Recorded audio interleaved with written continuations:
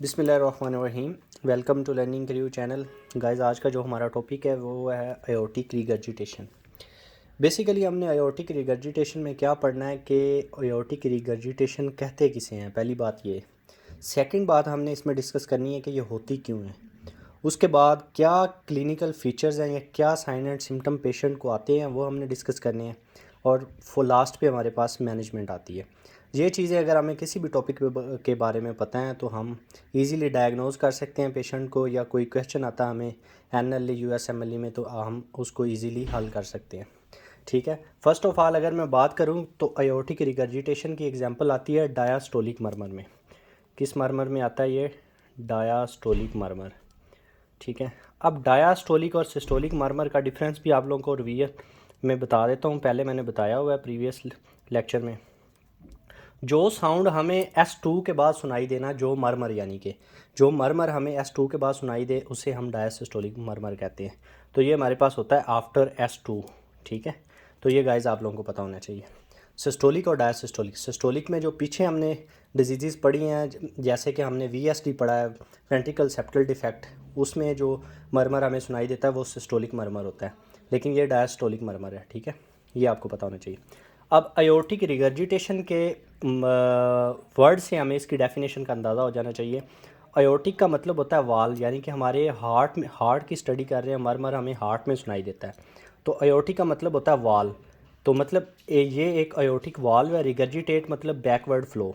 ठीक है, यानी कि इसका बैक फ्लो आता है, यानी कि वाल के लीफलेट में कोई मसला है। ठीक है, तो ये हमें पता होना चाहिए। इसकी हम प्रॉपर डेफिनेशन देखेंगे कि हमारे पास बेसिकली आयोटिक रिगर्जिटेशन कहते किसे हैं। ये हमारे पास बैकवर्ड फ्लो ऑफ ब्लड होता है जो कि लेफ़्ट वेंट्रिकल के क्योंकि हमारी आयोटा लेफ़्ट वेंट्रिकल से ओरिजिनेट होकर बॉडी को ब्लड सप्लाई करती है, तो backward flow of blood to the left ventricle. अब क्यों बैकवर्ड जाएगा? Due to incompetent of the aortic wall. मतलब हमारा वाल जो है वो कैपेबल नहीं होगा, इनएडिक्वेट होगा, इनकम्पिटेंट होगा, जिसकी वजह से बैकवर्ड जाएगा। तो हम इसको लिख लेते हैं backward, back flow of blood. Back flow किस में जाएगा? टू लेफ़्ट वेंट्रिकल में जाएगा।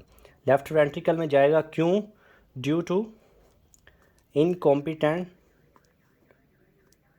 इनकॉम्पिटेंट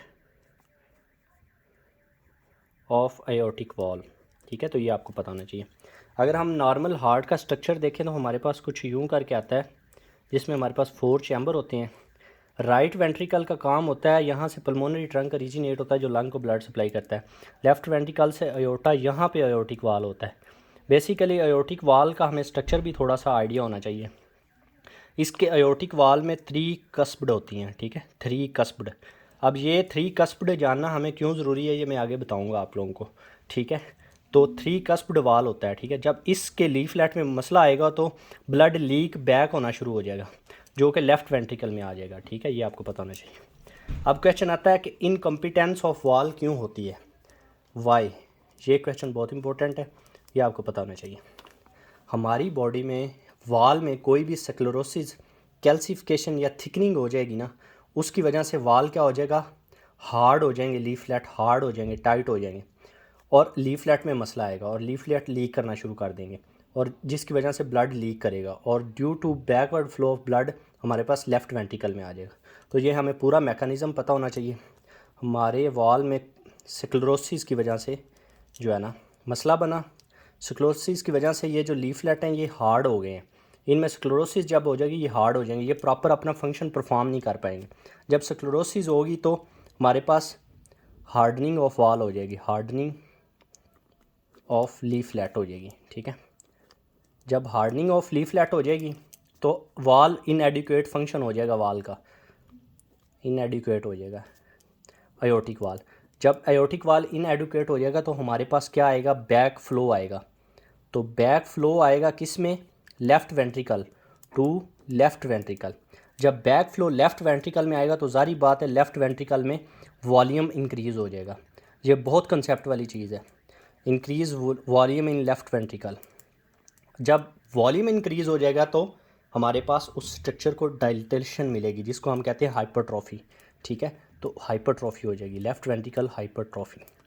तो ये बेसिकली आपको प्रॉपर इसका स्ट्रक्चर पता होगा ना, तो आपके लिए मैकेनिज़्म स्टडी करना बहुत ईजी है, ठीक है। अब एक चीज़ ये हुई, उसके बाद पहला मसला ये हार्ट में ये आ गया कि हमें हाइपरट्रॉफी होगी।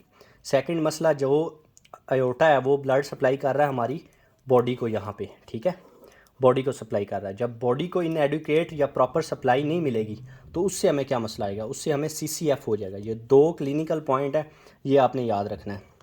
When blood back to left ventricle,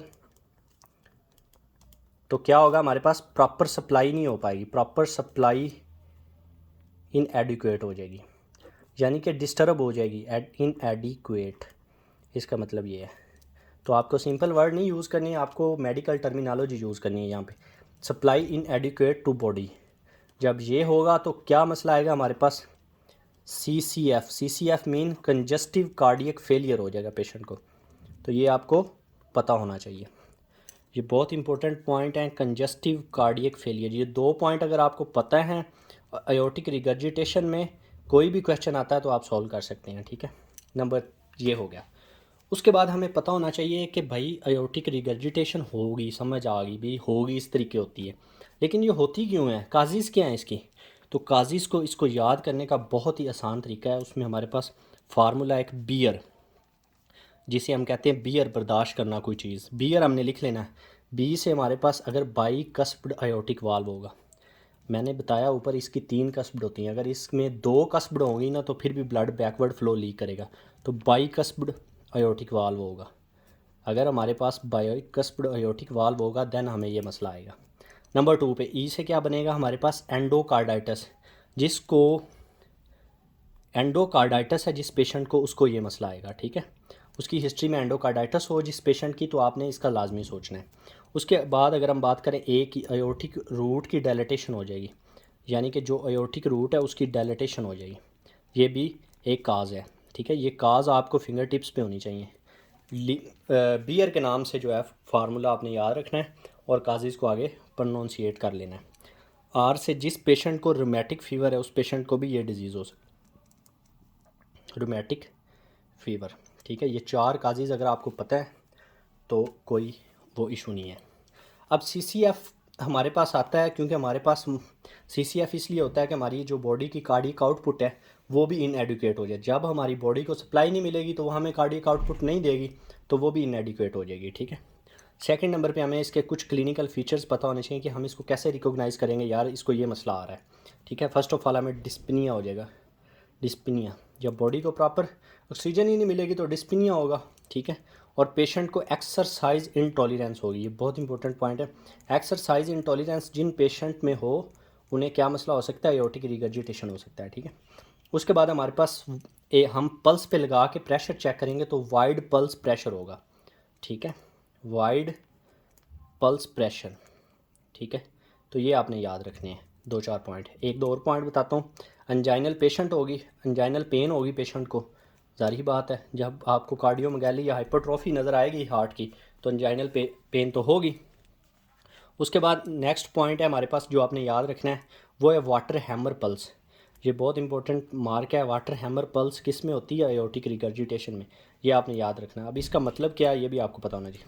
जब हम टैप करेंगे ना आर्म पे इम्पल्स को, ठीक है, तो वो हमें टैपिंग सुनाई देगी, टैपिंग इम्पल्स होगी हमारे आर्म पे, तो उसको हम वाटर हैमर पल्स कहते हैं, ठीक है। अब ये क्यों होती है, क्योंकि हमारी बॉडी में स्ट्रोक वॉल्यूम इंक्रीज़ होता है, जब कार्डियक आउटपुट डिक्रीज़ होगी स्ट्रोक वॉल्यूम इंक्रीज़ हो जाएगा, ठीक है। तो ये आपको चीज़ पता होनी चाहिए। अब सेकंड नंबर पे हम पेशेंट को अस्कल्टेट करते हैं, उसमें हमें क्या सुनाई देता है, अस्कल्टेशन पे बहुत इंपॉर्टेंट पॉइंट है, अस्कल्टेशन का हमें पता होना चाहिए। अस्कल्टेशन का क्वेश्चन आता होता है, इसमें हमें हाई पिचड डायास्टोलिक डिक्रीसेंडो मर्मर सुनाई देगा। क्या सुनाई देगा, हाई पिचड, हाई पिचड कहेंगे या उसको ब्लोइंग कह लें, ठीक है, दोनों में से कुछ भी कह सकते हैं, हाई पिच या ब्लोइंग।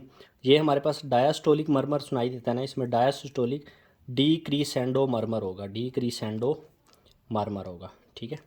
तो ये हमें बेस्ट कहाँ पे सुनाई देगा, ये हमें बेस पे सुनाई देगा, ये भी आपको पता होना चाहिए, बेस ऑफ हार्ट पे ये सुनाई देगा, या इसको हम लेफ़्ट स्टर्नल बॉर्डर पे सुन सकते हैं, स्टर्नल बॉर्डर पे सुन सकते हैं, ठीक है। तो ये 2-3 चीज़ें आपको पता होनी चाहिए जो बहुत इंपॉर्टेंट है अस्कल्टेशन के हवाले से। उसके बाद जी इसकी आ गई मैनेजमेंट। जी हमारे पास पेशेंट फॉर एग्जांपल कोई डायग्नोज हो गया, वैसे हम प्रॉपर मैनेजमेंट आगे पढ़ेंगे, लेकिन थोड़ी बहुत ही मैनेजमेंट आपको इधर भी पता होनी चाहिए। पेशेंट को हम डाइजॉक्सिन दे सकते हैं जो हमारा हार्ट रिदम मेंटेन करेगी। डाइजॉक्सिन एक ड्रग होती है जो हार्ट रिदम को मेंटेन करती है, हार्ट रिदम को मेंटेन करेगी, ठीक है। उसके बाद पेशेंट को वैज़ोडाइलेटर दे सकते हैं क्योंकि कैल्सिफिकेशन या सिक्लेरोसिस हुई हुई है पेशेंट को, कैल्सिफिकेशन या सिक्लेरोसिस हुई है पेशेंट को, तो हम वैज़ोडाइलेटर यूज़ करते हैं, ठीक है, जिसकी वजह से वो मसला नहीं हो जाए। मोस्टली इसका हम सर्जिकल ट्रीटमेंट करते होते हैं, जिसमें हमारे पास वाल्व वोल्वोटोमी होती है, वाल्व वोल्वोटोमी होती है, ठीक है, नंबर 1 पे। सेकंड नंबर पे हमारे पास रिप्लेसमेंट हो जाती है, वाल को रिप्लेस कर सकते हैं, ठीक है। तो ये आपको पता होना चाहिए। तो thank you so much for guys watching my video. अगर आप लोगों को वीडियो अच्छी लगे, सब्सक्राइब करें, लाइक करें, कमेंट करें।